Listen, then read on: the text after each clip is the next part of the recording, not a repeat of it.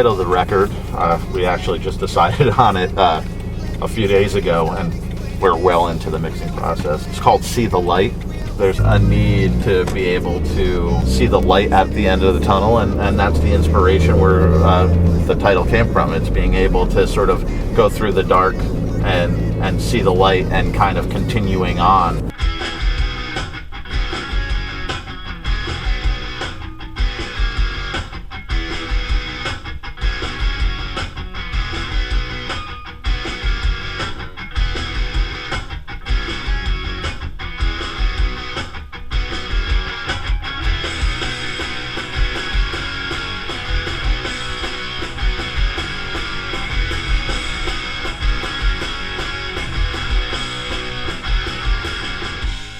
Bands can be complicated animals. Our band definitely is one. A lot of bands will have a primary songwriter that will write everything, produce everything, dictate everything.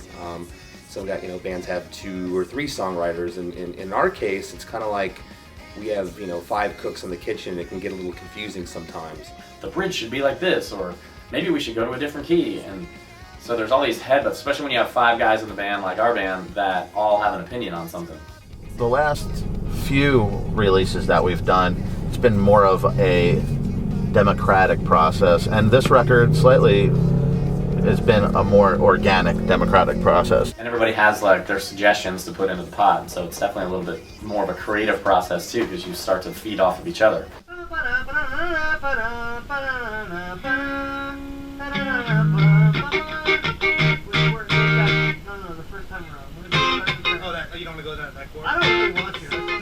The writing process is where you're like in the trenches and you're getting to the nitty-gritty of things, and stuff hasn't actually been laid down in stone yet, and so everybody has their say on how something should be. Or you open up amongst the band to edit what you have, and be okay with the edit. Vinny used to write all the lyrics. We used to say it was 99% of the lyrics, but now he still writes the majority of the lyrics or comes up with most of the ideas for the songs. But then every once in a while, we have to try and jam something into the melody that's already going on. And so there's certain spots that are a little tough, and then we're kind of brainstorming. And so everyone kind of has a little piece of that now.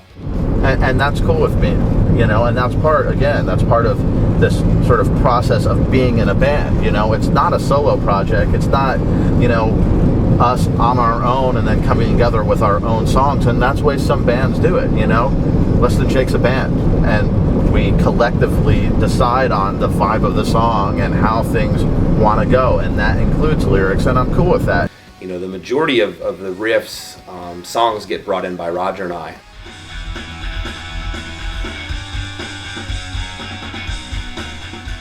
Buddy and I try our best to expound upon that, and it's a lot of fun. It's definitely a lot of headbanging against the wall, but in the end, we're usually really happy with how it comes out. There's a lot of decisions to make at some point. You'll write stuff, or I'll write stuff that I've had sitting around for 5 or 6, 7 years, almost a decade. There's a song on this record that there's a riff that I've had for probably close to 6 or 7 years that finally materialized into a song. The song "Give Me Something to Believe In" was an old song that Buddy and I had written in 2006. I think it was around the time of In With the Out Crowd, and it just wasn't fitting with what we were doing. And Vinny said, "Gee, we always liked that song," and he sent over these lyrics, and it was, the song wrote itself in about 10 minutes. So the whole process is, it can take a lot of different forms. Other times I'll come in with a song that is pretty complete, and everyone kind of jumps on it. I did write 2 new songs on this new record, and I'm pleased that everybody enjoyed them enough to want to do it.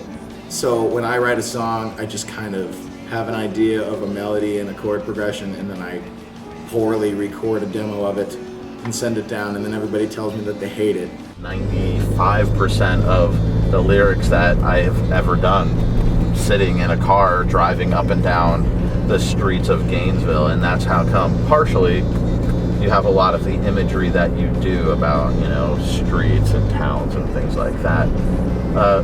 This time around, I'm a new dad, so is Raj, by the way. It sets a different creative tone for me because Now I don't have time, hours to go back and forth, up and down the same streets and up and down the interstate. I was stealing time away, you know, when my daughter would go to sleep. I would be up and kind of like in a separate room altogether. This record, you know, funny enough, was written between the hours, lyrically, most of it was written between the hours of 6 and 8 a.m., which by rock standards is when you should be going to sleep, not when you should be waking up. The last couple records, the 2 EPs that we did, everybody would come in with a full demo, and we never really played together as a band. We kind of did it all a little more rushed. This time we took a lot more time. We'd sit around in our warehouse and acoustic guitars out. It's totally like letting the animal out for a second. You're like mad scientist and you're concentrating and you're trying to, you know, be smart and do good things. You know, going over the lyrics with Vinny, and I think the last time we did it like that was on Anthem and the B is for B-Sides sessions when we did that. The songs started coming together and there was definitely a vibe going on. And, you know, knowing that I was going to be recording this here at the Moat House and being the producer on the record, I really wanted to guide the writing, you know, into the direction that everything else was kind of going towards. Buddy will usually take his iPhone now. It used to be like a little mini recorder back in the day, but now it's an iPhone, and we record them either just playing the basic song on the acoustic guitar, or sometimes it's full band. Then JR and I, once we get songs to a certain point, come back to here in my little studio in my house. And then that's what we put into, you know, the Pro Tools, as they say. It's weird because you get to a point where, you know, the song's just basically like something like this. What's good enough for them should be good enough for you.